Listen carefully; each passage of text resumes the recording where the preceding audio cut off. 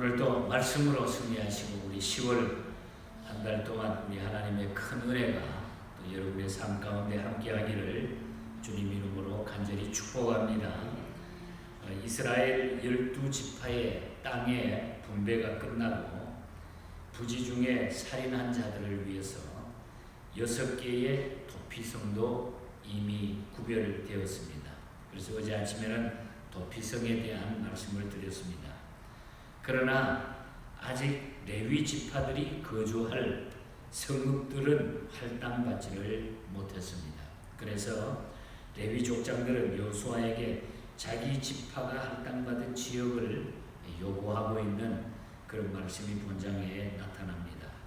이 레위인들은 특별히 구별된 자들로 모든 지파가 하나님을 섬길 수 있도록 봉사하는 직무를 부여받은 지파가 바로 이 레위 지파였습니다. 그러므로 이 여호수아는 이제 마지막으로 12지파들에게 할당받은 땅을 가져오라 해서 할당받은 48개의 성읍을 레위인들에게 주어서 그들로 전국에 흩어져 살면서 봉사할 수 있게 하였던 것입니다. 이 역시 민수기 35장에 보면은 하나님이 모세에게 주신 명령을 이행한 것입니다. 그래서 오늘도 본문의 8절에 보면 여호와께서 모세에게 명령하신 대로 이스라엘 자손이 제비포와 레위 사람들에게 준 성읍이라 그랬습니다. 그래서 이 48성읍을 레위 지파의 성읍으로 나누어주는 제비포가서 나누어주는 오늘 말씀이 오늘 여호수아 21장 쭉 끝까지 나타나고 있는 것을 보게 됩니다. 그래서 오늘 아침에는 이 레위 지파의 성읍에 대한 말씀을 잠깐 우리가 상고하면서 또 이 말씀 중에 주시는 깊은 은혜를 위하여 우리가 기도 제목을 얻을 수 있기를 바랍니다. 먼저 1절과 2절을 보면은 레위 족장들의 요구는 말씀에 근거한 요구였다. 그냥 무조건 땅 내놔라 이게 아니라 말씀에 근거한 요구였다 하는 것을 보게 됩니다. 레위 지파에 대한 구역의 할당은 이미 그들이 요단강 동편에 있을 때에 다른 지파들과 더불어 분배된 것입니다. 그것이 민수기 35장에 나타나 있는 거죠. 다른 지파들과 함께 분배되어 있었던 이미 그 땅이었다 그 말이죠.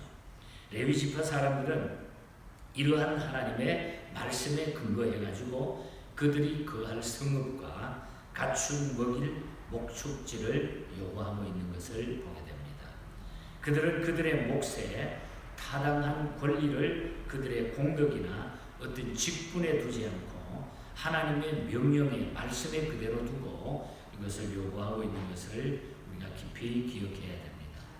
오늘날 이 성직자들이나 이 목회자들의 생계는 구별된 이 레위 지파와 같은 이런 구별된 이 생계는 특별히 성도들의 호의로 이루어지는 인위적인 것이 아니라 하나님의 명령에 의해서 이루어진다는 것을 우리가 꼭 기억해야 됩니다. 그래서 바울은 고린도전서 9장 14절에 이런 말을 복음을 전하는 자들이 복음으로 먹고 살지어다 그랬어요. 복음을 전하는 자들이 복음으로 먹고 살지어다. 이 말은 복음 전하는 삶에 있어서 하나님이 책임져 주시니 사람으로 인해 가지고 복음 전하는 일이 위축되어서는 안 된다는 거예요. 인간적인 방법으로 하나님이 알아서 먹여주시고 하나님이 하시는 일이니까 사람이 한다고 생각하지 마라. 내가 먹여주고 교회가 먹여주고 이게 아니라는 거예요. 하나님이 이미 계획한 대로 모든 복음을 전하는 자들이 먹고 살 수 있도록 한다는 거예요. 그래서 위축되어서는 안 된다는 거예요. 그러므로 목회자나 복음을 위해서 봉사하는 이 모든 사람들의 우리 모든 사람들은 이 사람들의 눈치를 보면서 목회해서도 안 되고 성도들도 행여나 우리가 목회자들의 생계를 책임지는 자들이라고 생각해서도 안 된다는 거예요. 하나님에 의하여 이루어진다. 모든 것이 하나님에 의하여 이루어진다. 가끔 보면 오늘날 이 현대 교회들이 잘못되는 것은 꼭 우리가 돈을 줘가지고 목회자를 먹여 살린다. 물론 우리가 헌금해서 드리는 것이 그렇게 사용이 되지만 그러나 근본적인 이 메시지의 중심은 그게 아니에요. 하나님이 하시는 일이라. 하나님이 이미 이것을 정해서 기억하게 하시고 이끌어 나가신다. 그러니까 목회자들이나 복음을 해서 사역하는 사람들은 여기에 대해 이런 일들 때문에 먹고 사는 일들 때문에 우리가 위축되어서는 안 되고 복음 전하는 자들이 복음으로 먹고 살리라. 하나님이 함께 하신다 하는 것을 기억해야 된다는 거죠. 그 다음에 3절에 보면은 레위 지파의 이 요청은 아무런 의의 없이 즉시 허락이 되었습니다.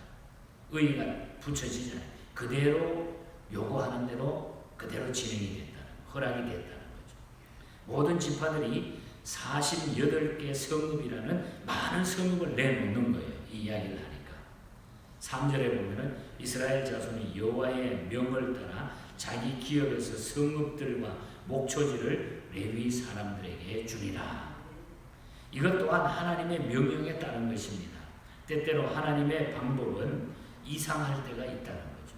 우리가 사람의 생각으로는 이해가 안 되고 이상할 때가 있다는 거예요. 아예 나눠줄 때에 레위인들 것을 구별해놓고 나누어 주었으면 될 텐데 주고 난 뒤에 그들의 기업에서 다시 레위인들에게 주도록 했다. 우리 사람이 생각하면 좀 그렇잖아요. 아주 이왕 줄 거면 하나님이 떼어놨으면 그대로 주시면 되는데 다시 가져오게 해가지고 다시 나눠줬다. 이는 주신 분을 그들이 인정하나 보기 위한 것이라는 거예요. 주신 분이 하나님인 것을 인정하고 있는지 아닌지를 보기 위함이라. 그들이 하나님의 명령에 순종하는 삶을 사나 그렇지 않느냐 이것을 보기 위함이라는 거죠.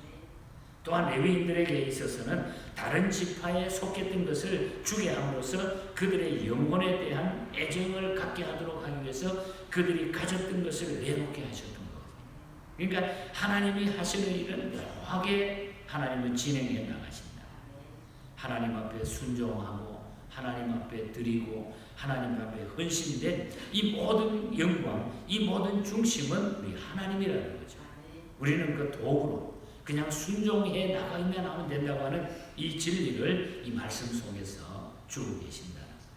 한편 레위 지파들은 그러고 난 다음에 뿔뿔이 흩어져서 살게 만들었습니다.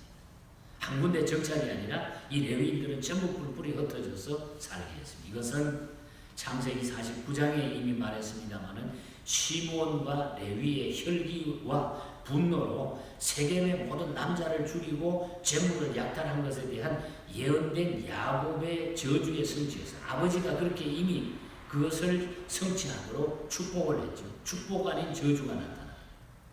야곱은 레위의 장래에 대해 가지고 창세기 49장에 보면 이렇게 예언했습니다. 야곱 중에서 나누고 이스라엘에서 흩어지게 되었으니 이렇게 저주했지만은 하나님은 레위의 회개의 삶으로 저주를 다시 선으로 갚아서 그들로 하여금 성직을 감당케 하셨던 것이에요. 그래서 레위인들은 다 흩어져 가지고 봉사하도록 만든 거예요.